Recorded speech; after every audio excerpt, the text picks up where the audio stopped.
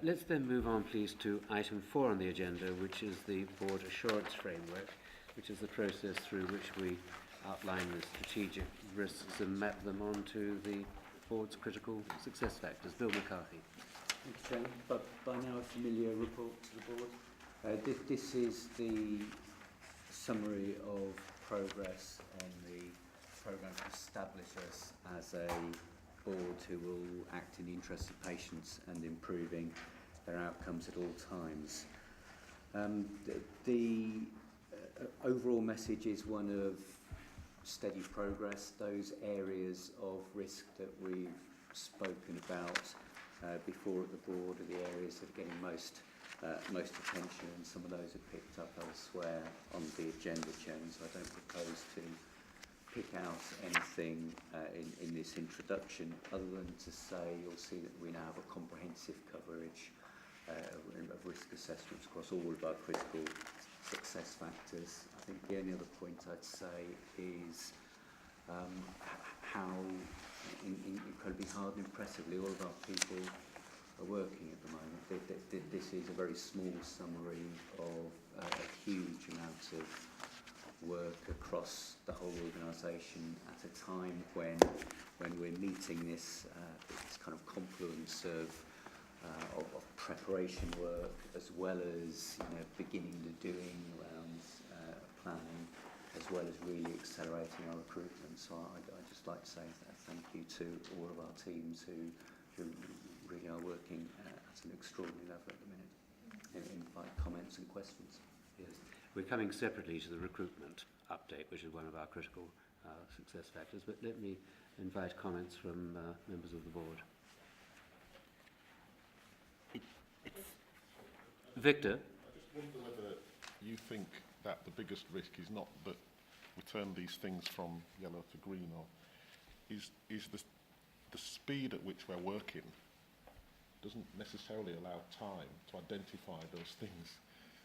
The future is actually decided by the things that we don't discuss, not the things that, and we need time to. I just wonder whether you have a view on that, because we're going to get there. But my concern is that when we get there, there'll be a lot of things that will happen just because we just haven't had time to.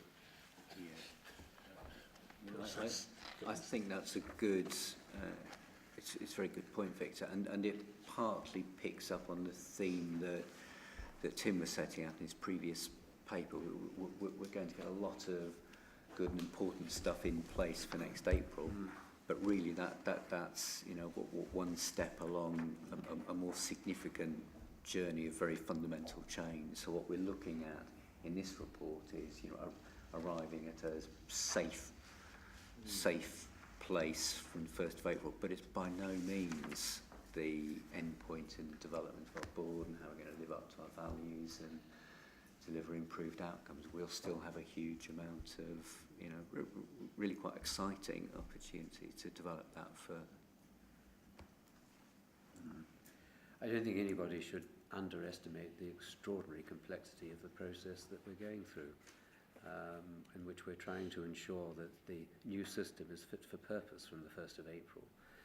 And that has elements of structural change, the authorisation of the CCGs, about which we'll hear some more this morning, the development of our strategy, our planning guidance, our allocations to the CCGs, and trying to do all of this at the same time that many of our leaders and national directors also have heavy responsibilities within the NHS as it continues through to the 1st of April.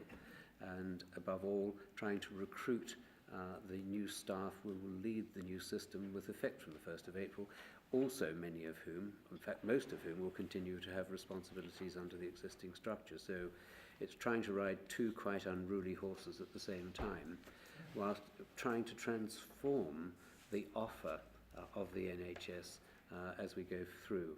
So I take up very clearly Bill's final point that we need to be in a state of readiness, and his report today, I think, provides assurance on that. We will review it again thoroughly in February at our meeting then.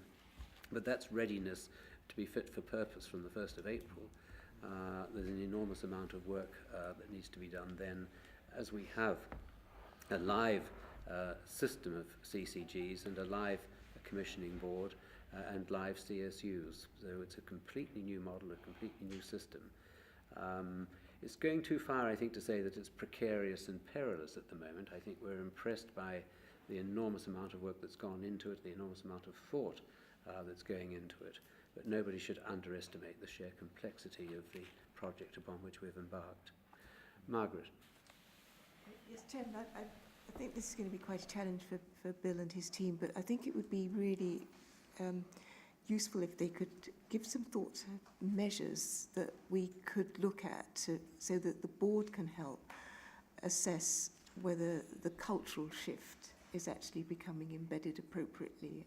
I can't even begin to think what sorts of measures, even myself at the moment, but it's that cultural shift that's going to be critical to the success. And it may be that that's part of learning and development, part of the leadership skills that we need to see in place. But if the team could give some thought to that, we would then be able to help them to achieve that. It's an excellent idea. I mean, we are utterly obsessed at the moment with getting the system up and running, and we are part of the cultural shift. And I'm just impressed by the determination right around the board that there is to be a very significant cultural change. Bill can give some further thought to your suggestion as to how we measure this and how we assess it as we proceed. That will provide us with additional assurance. Bill, thank you very much for that paper and for your remarks.